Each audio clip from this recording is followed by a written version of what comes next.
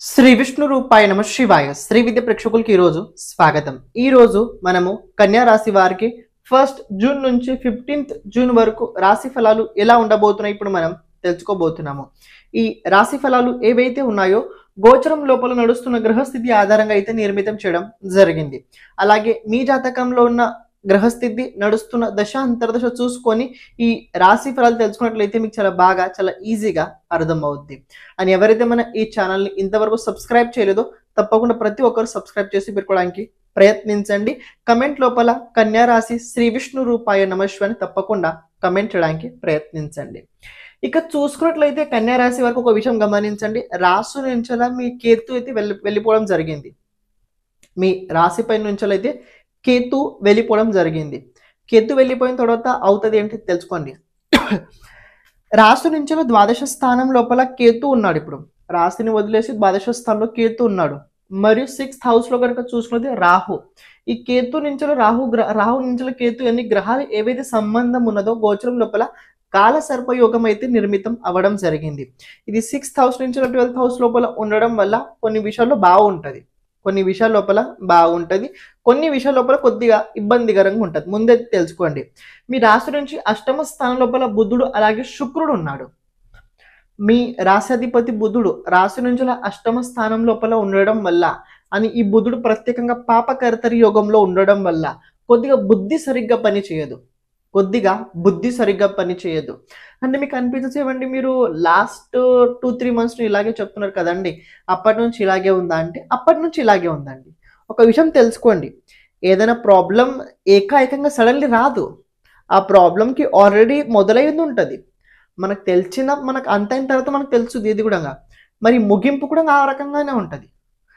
ఒకటేసారి ఫాస్ట్గా అవ్వదు, మెల్లమెల్లగా అవుతుంది. ఇది ఒకటి విషయం ఎప్పుడు మీరు తెలుసుకోండి.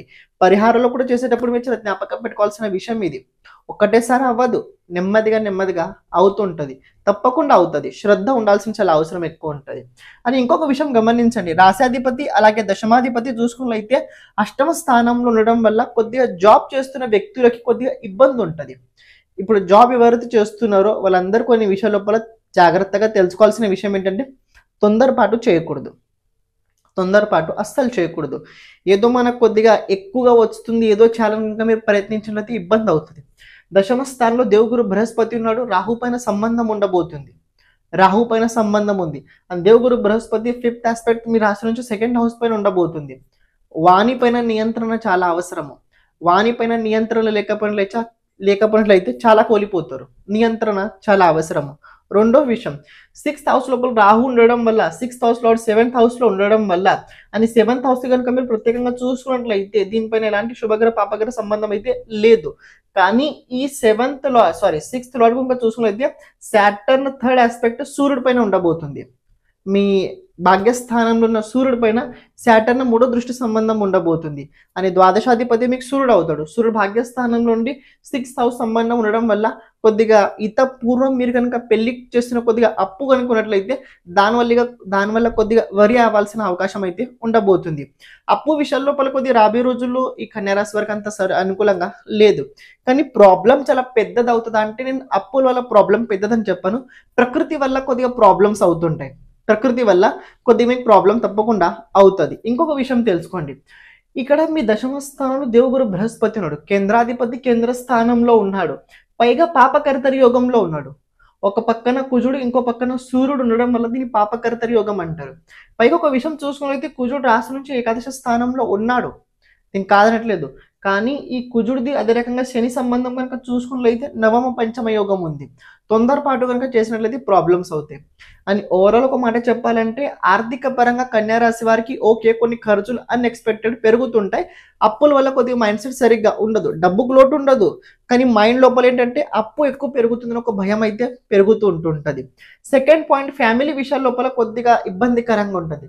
ఫ్యామిలీ పరంగా అంత అనుకూలంగా కనిపించట్లేదు. అని చిల్డ్రన్ పరంగా కూడా కొద్దిగా జాగ్రత్తగా మీరు ఉండడానికి ప్రయత్నించండి. ఇలాంటి విషయాల్లో తొందరపాటు అస్సలు మీరు చేయకండి. అంటే పిల్లలు కనుక ఉన్నట్లయితే కెరీర్ లోపల ఏదైనా తొందరపాటు డిసిజన్ కనుక తీసుకున్నట్లయితే ఫెయిల్ అయ్యే అవకాశాలు కూడా కనబడుతున్నాయి. అని ఇంకొక విషయం కనుక పరిశీలించినట్లయితే మీరు కొద్దిగా ఫాదర్ హెల్త్ సరిగా కనిపించట్లేదు. ఫాదర్ హెల్త్ ప్రెజెంట్ సరిగా కనిపించట్లేదు. అదొకటి చూసుకోండి. ఆడవాళ్ళ జోలికి అస్సలు వెళ్ళకండి. ఆడవాళ్ళ జోలికి అస్సలు వెళ్ళకండి.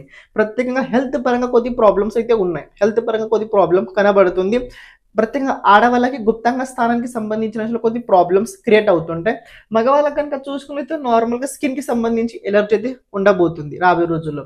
అని సూర్యుడు భాగ్యస్థానంలో సాటర్న్ సంబంధం ఉండడం వల్ల జాబ్ చేసే చోటు కొద్దిగా తొందరపాటు చేయకండి. అది గనుక మీరు నార్మల్‌గా పెట్టుకున్నట్లయితే అన్నీ మీ అనుకూలంగా బాగానే ఉండబోతున్నాయి. ఫ్రెండ్‌షిప్ లోపల కొద్దిగా మోసం జరిగే అవకాశాలైతే ఉండబోతుంది.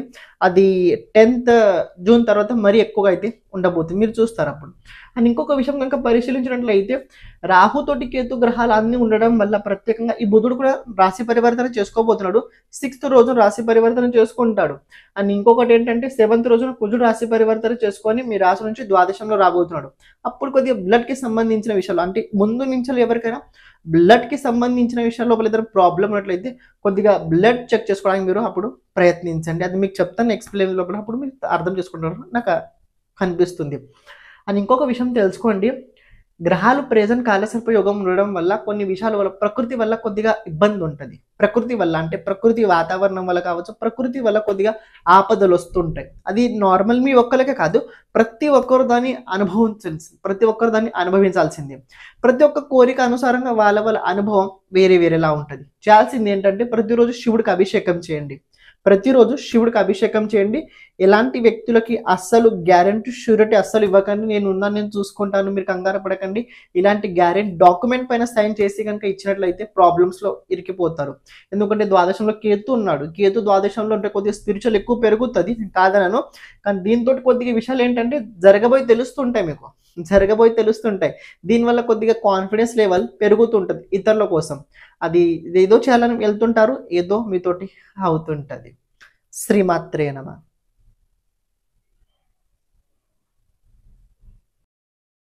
మధ్యలో రావడం జరిగింది. చూడండి, ఎవరైతే మీ జాతకం గురించి మొత్తం తెలుసుకోవాలని అనుకుంటున్నారో అది కూడంగా భావంతో పాటు, గ్రహాలతో పాటు, దశతో పాటు మొత్తం విజువలైజేషన్ గనుక మీరు తెలుసుకోవాలనుకున్నట్లయితే అంటే స్క్రీన్ పైన కనబడుతున్న అనుసారంగా జాతకంకి మొత్తం సంబంధించిన వీడియో ఫార్మాట్ లోపల నిర్మితం చేయడం జరుగుతుంది. అంటే మీ జాతకం మొత్తం వీడియో చేయడం జరుగుతుంది.